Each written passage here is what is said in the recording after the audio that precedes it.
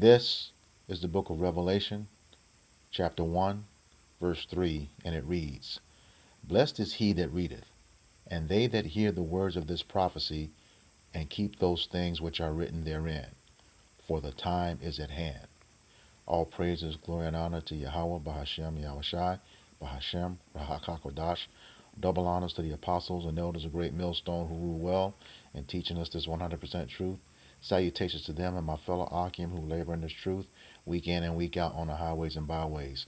Also salutations to the hopeful elect of the scattered 12 tribes of Israel, scattered to the four corners of the earth that be likened to the speckled bird, also known as your Israelite foreigners and your so-called Negroes, Latinos, and Native Americans.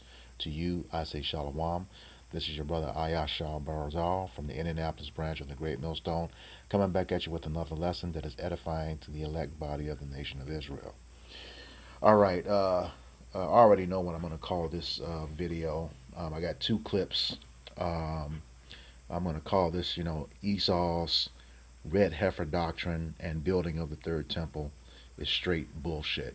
I mean, and, I say that because when you get into the scriptures, I mean, they just say anything. But the reason I led off with that scripture, blessed is he that readeth. I mean, that's especially with Jake. You don't read. You listen to what comes out of the mouths of these people instead of reading for yourself. As the scriptures say, study to show yourself approved. When you go into this word blessed, it means fortunate, So fortunate is he that readeth, and they that hear the words of this prophecy and keep those things that are written therein. All right. So you got to read. You got to read. You got to study. You got to go into the words, in the languages they were written in. Go into the etymology of word. Look up the definitions of words and how they apply to these scriptures. Because these two clips I got coming up, one is talking about this red heifer. It's simply amazing, when you see what they say about it and you go to the scriptures, and it has absolutely nothing to do with it. All right, that's the first clip I'm going to show you, and then put some scriptures too. Just go right to it, just to prove it has nothing to do with end time prophecy. Okay. The second clip is the building of the third temple. Here again, blessed is he that readeth. Okay. Because you're gonna, when you that third temple is not a building, okay? It is the elect, okay? As I'm gonna prove also through the scriptures. But on that second clip, it's about 6 minutes long. I'm gonna stop it at the 4-minute mark because the video just reads Second Thessalonians chapter 2 verses 1 through 12, and that's not part of this video here. I don't, it may apply somewhat, but for the purpose of this video, it doesn't. But yeah, this, more and more and more of Esau's lies. Okay, so I'm going to play this first clip on the red heifer doctrine, and then just go straight to the scriptures. All right.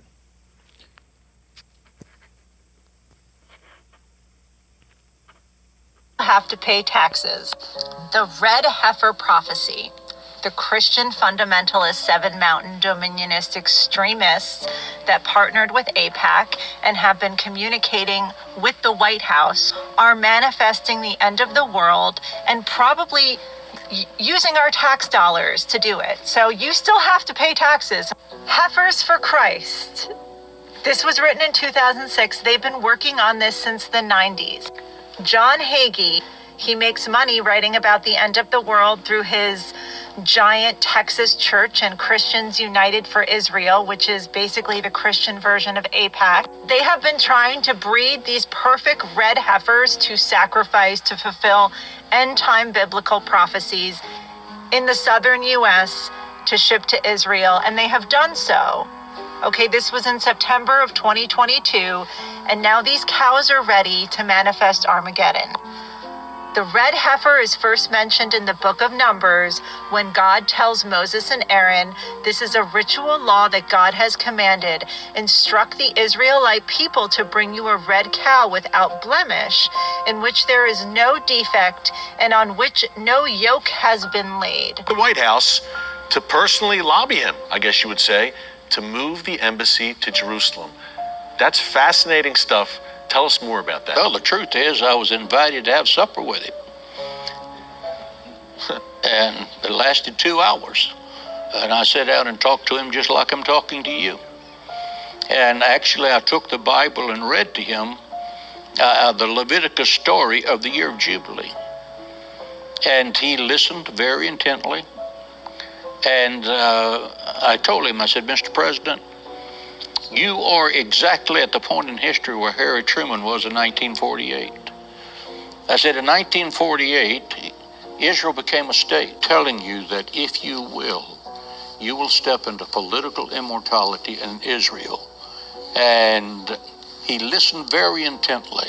We finished the meal and we stood up, and he pointed his forefinger at me like this, and he said, other presidents have failed you, but I will not fail you. Weeks later, he announced Jerusalem to be the capital of Israel, and brother, it shook the foundations of the nations.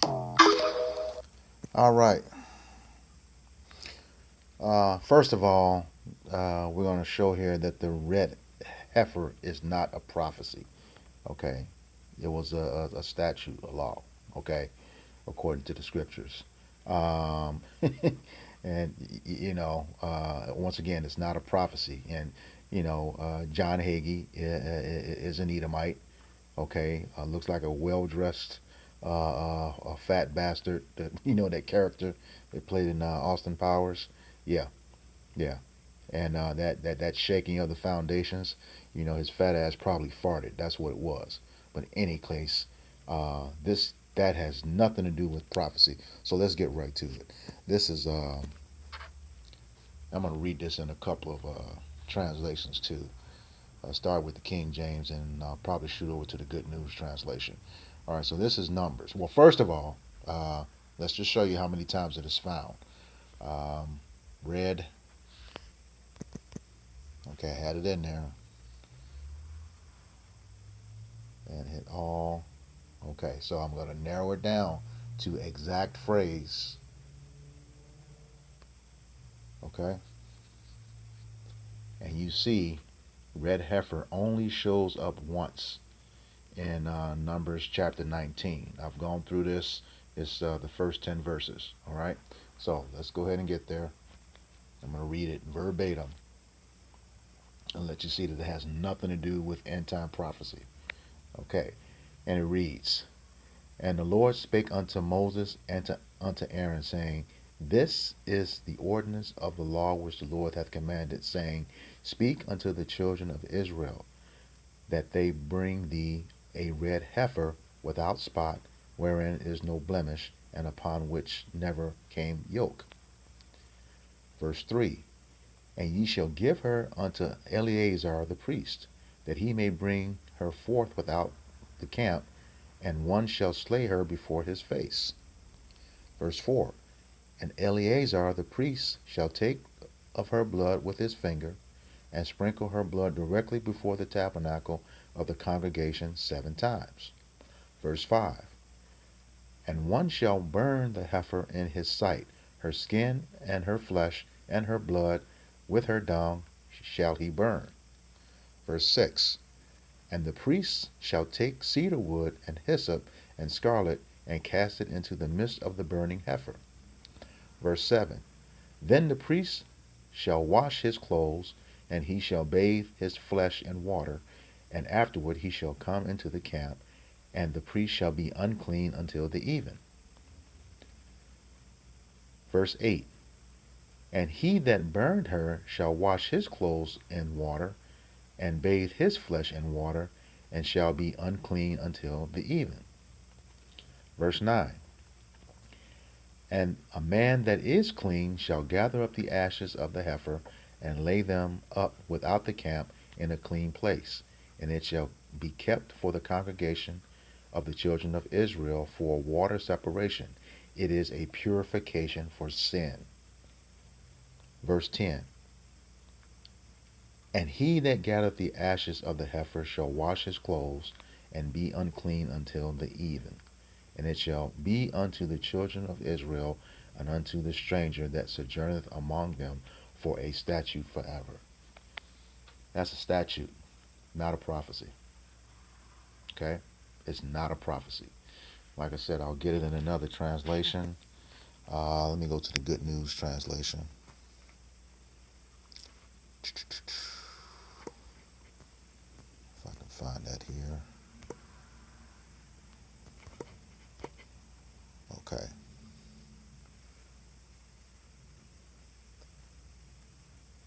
Okay, Numbers 19 in the Good News translation. The Lord commanded Moses and Aaron, verse 2, to give the Israelites following regulations. Bring to Moses and Aaron a red cow which has no defects and which has never been worked, and they will give it to Eleazar the priest. It is to be taken outside the camp and killed in his presence. Then Eleazar is to take some of its blood with his finger, sprinkle it 7 times in the direction of the tent. Verse 5. The whole animal, including skin, meat, blood, and intestines, is to be burned in the presence of the priest. Verse 6. Then he is to take some cedar wood, a sprig of hyssop, and a red cord, and throw them into the fire. Verse 7. After that he is to wash his clothes and pour water over himself, and then he may enter the camp, but he remains ritually unclean until evening. Verse 8. The one who burned the cow must also wash his clothes and pour water over himself, but he also remains unclean until the evening. Verse 9.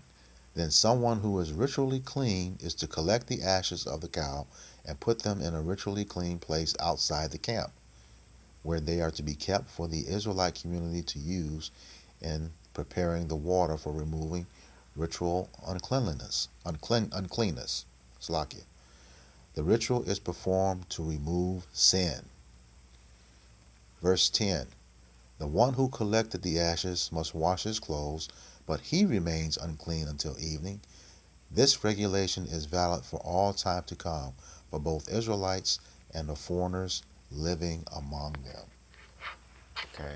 It is a statute, not a prophecy that they're trying to do over there. Okay? Not a prophecy. And also, we do know when Yahweh came, he was the ultimate sacrifice. Okay?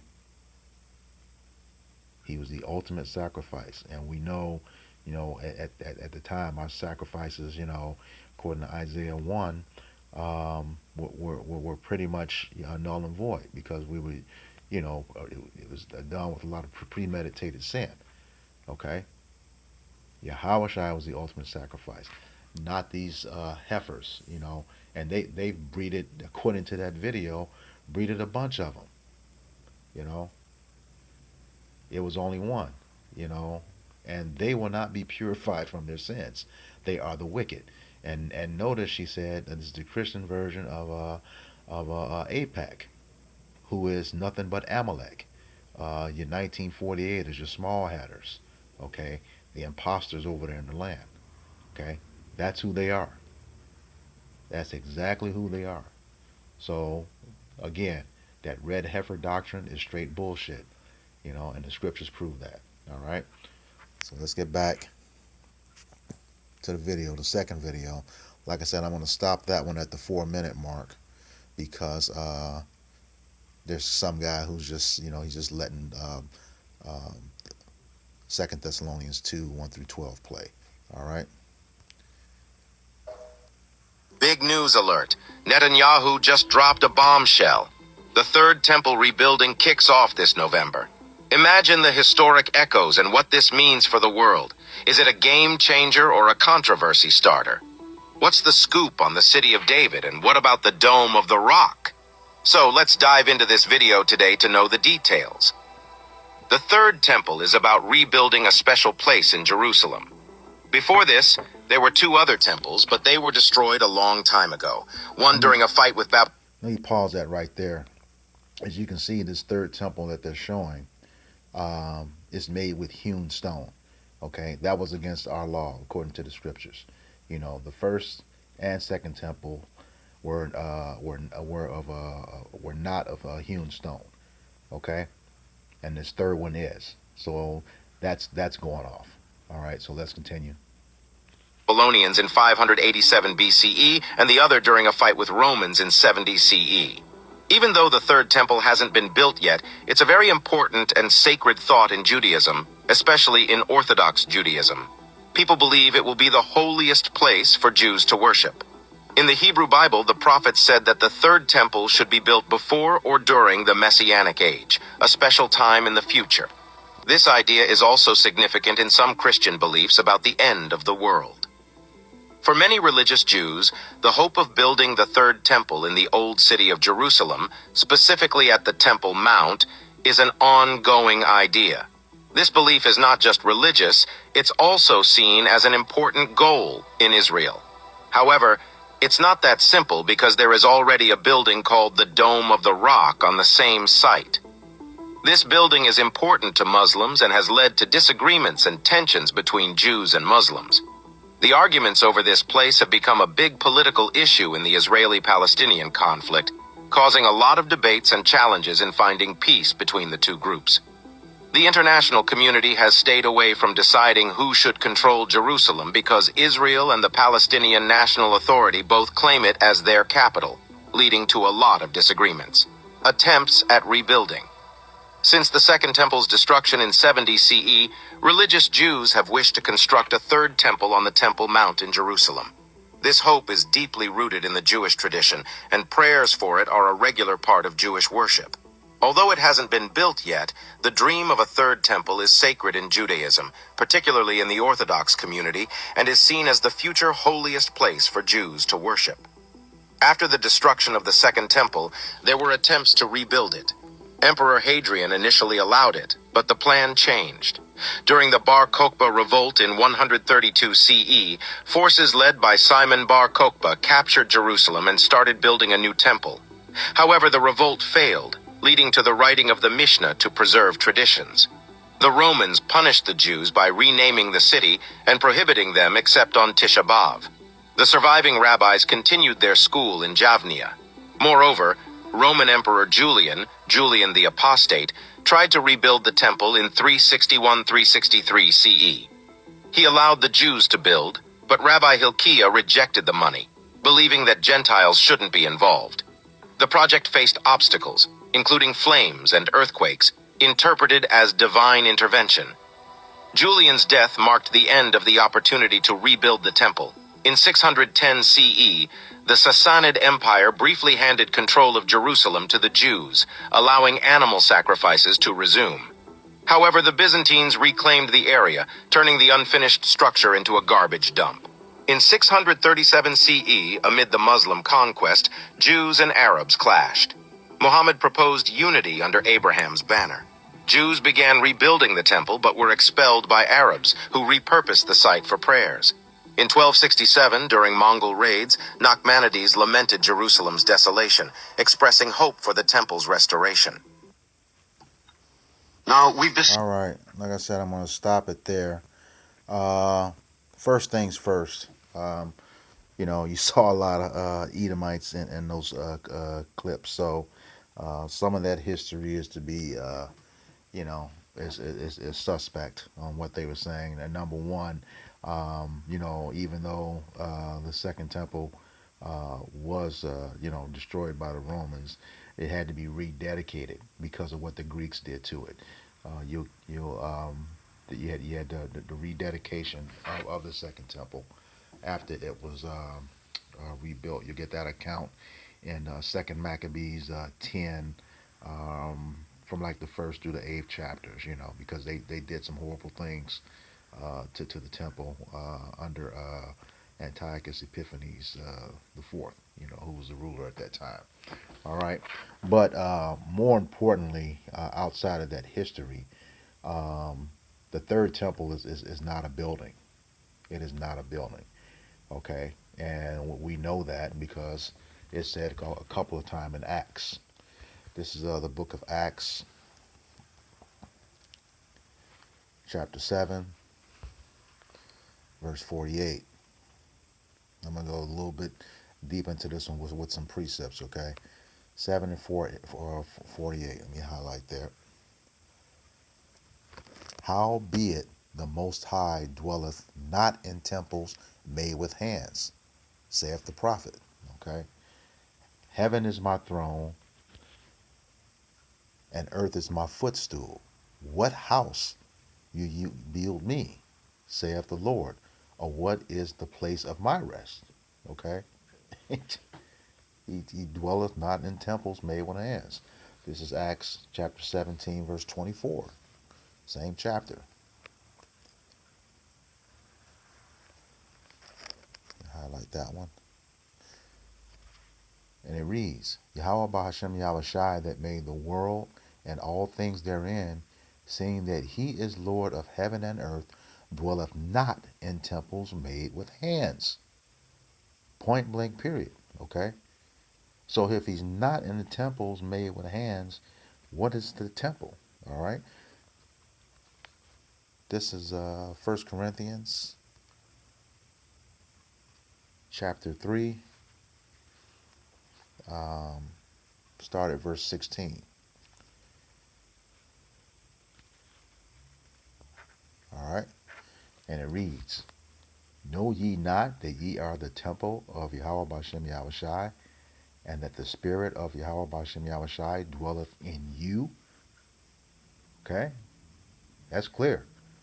If any man defile the temple of Yahweh Bashem Yahushai, him shall Yahweh Bashem Yahushai destroy.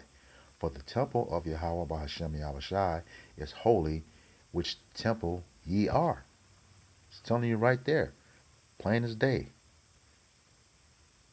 The temple, it's your body. All right. Let's get some more clarity to that. This is 1 Peter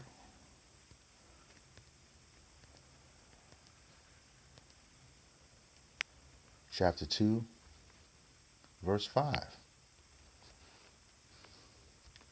And it reads, Ye also, as lively stones, are built up a spiritual house and holy priesthood to offer up spiritual sacrifices acceptable to Yahweh by Yahweh Shai HaMashiach. A spiritual house. What houses the spirit?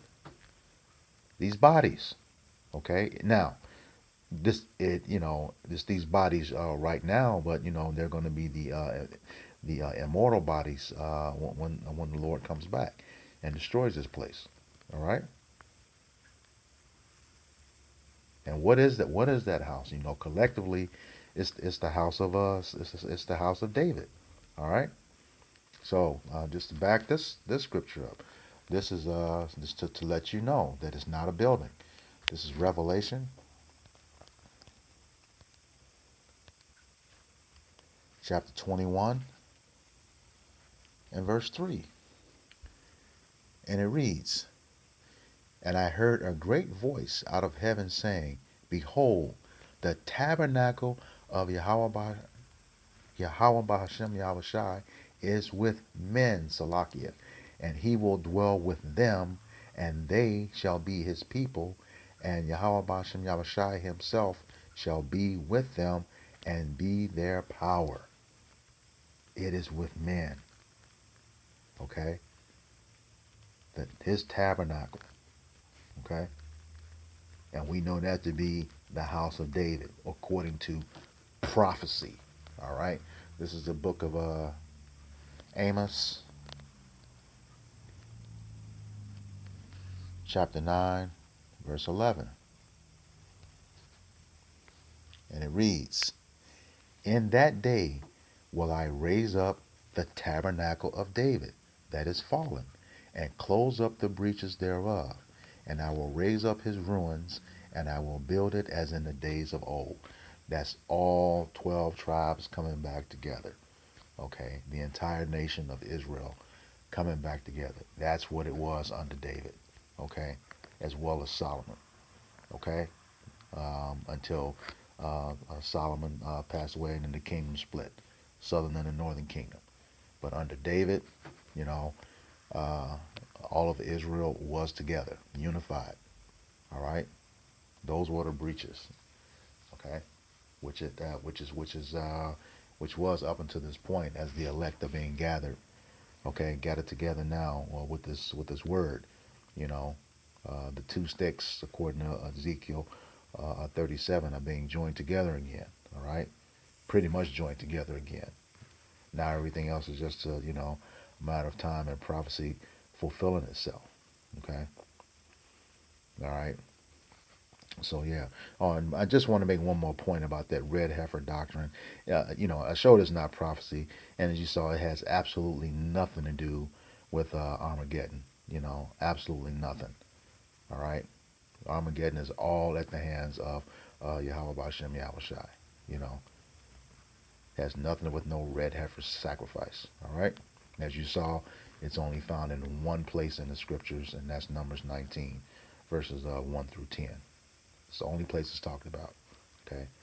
All right. So, with that being said, we know that Esau, he's a straight damn liar. That's all he does. All right. This is Psalms 58 and 3. I believe that's the one. 58:3. And it reads, "The wicked are estranged from the womb. They go astray as soon as they be born, speaking lies." All right? That's all they do is lie. Lie, lie, lie, lie, lie. Who is the wicked? Okay? That's the nation of Esau, Edom, the so-called white man. He's named the wicked in Malachi 1 and 4. Okay? Pure wickedness. That's all he is. Okay? And then trying to use the Bible. As a matter of fact, those people over there, they don't even believe in Yahweh Shah HaMashiach. The things that they say about him in that Babylonian the Talmud is blasphemous. That's the other thing that's going to get them knocked off. Okay? And neither does Hagee. He's an Edomite as well. Low level one. But he's teaching false things out of that Bible. Just you heard him yourself in that first video. Okay. Psalms 50.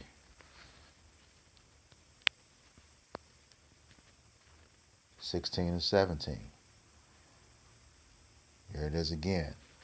"But unto the wicked, Yahweh Bashem Yahushai saith, What hast thou to do to declare my statutes, or that thou shouldest take my covenant in thy mouth?" All right, so that's that's exactly what he did. That red heifer was a statute. It clearly said that.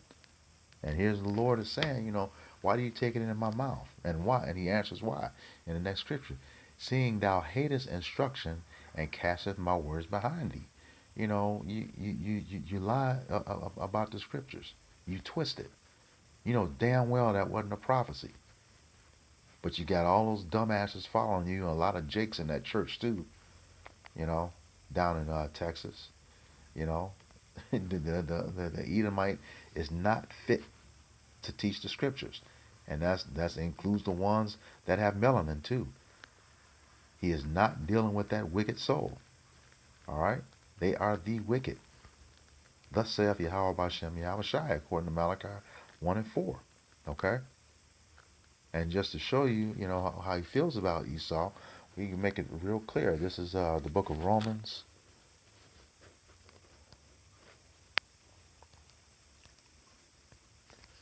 chapter 9, verse 13.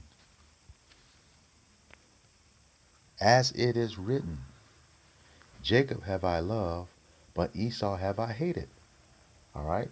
It's like it says, as it is written.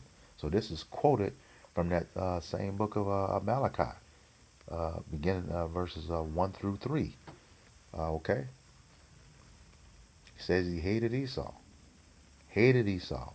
A very strong dislike. He wants to destroy him. You know, he's going to destroy him in the end.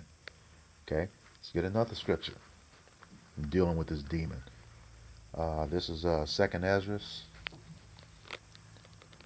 Why he shouldn't be touching our Bible. You know, he's gonna pay for that. All right. Second Ezra, chapter 3, verse 13, and it reads. The point is in 16. Now, when they lived so wickedly before thee, thou didst choose thee a man from among them, whose name was Abraham. Okay. Verse 14. Him thou lovest, and unto him only thou showest thy will. Verse 15. And madest an everlasting covenant with him, promising him that thou wouldest never forsake his seed. Verse 16. And unto him thou gavest Isaac, and unto Isaac also thou gavest Jacob and Esau. As for Jacob, thou didst choose him to thee, and put by Esau. And so Jacob became a great multitude. So let's look up that phrase, put by. Go to the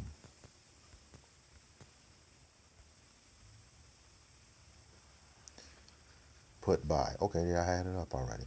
Okay, in the archaic sense, which would apply to the Bible, reject. All right. So who was rejected? Let's go into that word reject since it's highlighted. Okay, to refuse to accept, consider, submit to, take for some purpose, or use. To refuse to hear, receive, or admit, rebuff, repel. All right. To cast off, to spew out. Okay. But we're going to go to that word reject, and that's as he's talked about in the scriptures being rejected. This is the book of Hebrews,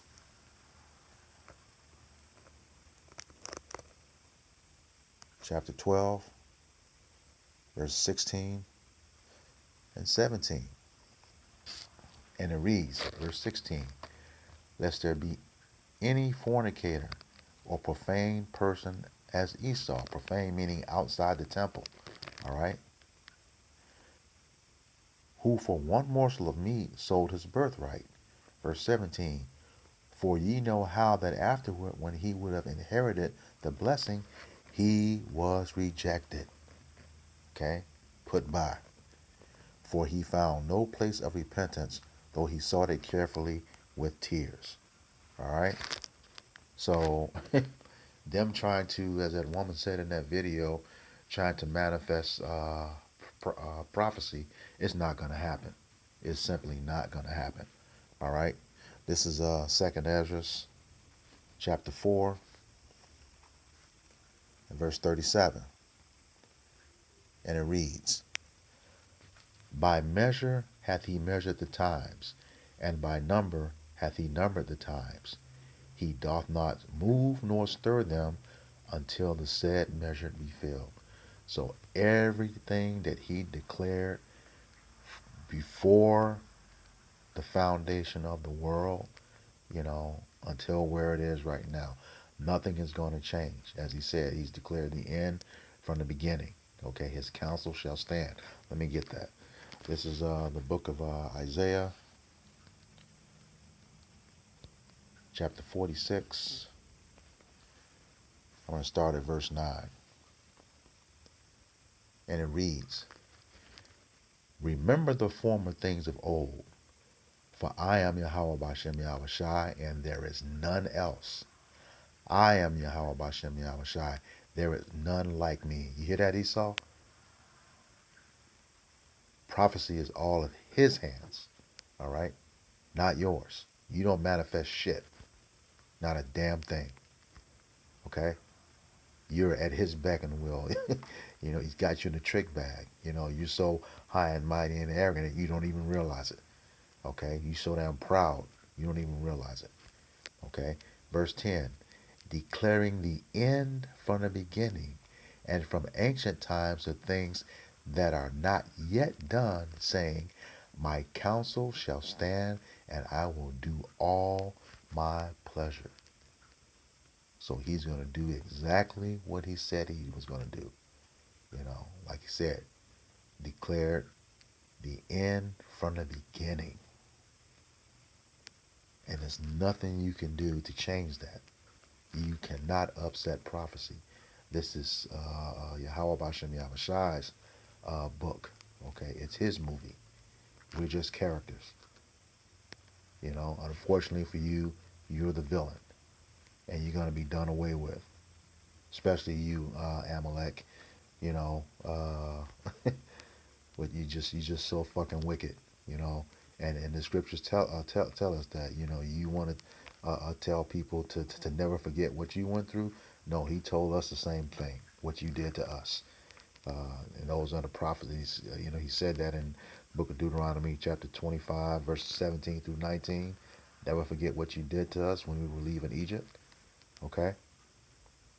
Numbers 24 and 20, as well as Obadiah 1 and 18.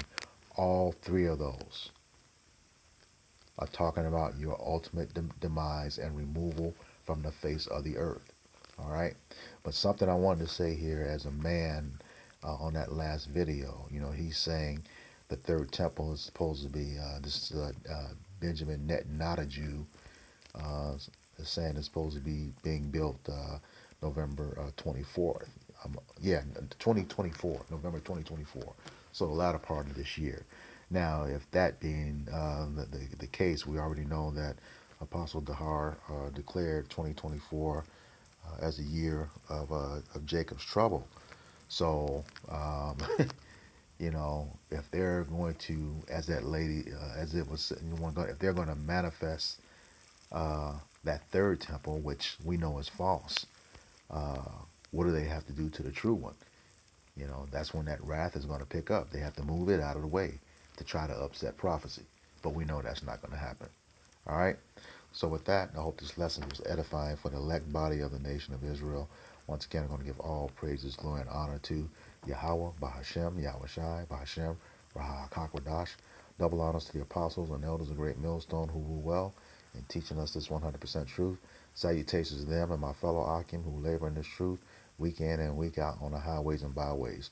Also, salutations to the hopeful elect of the scattered 12 tribes of Israel, scattered to the four corners of the earth, that be likened to the speckled bird, also known as your Israelite foreigners and your so-called Negroes, Latinos, and Native Americans.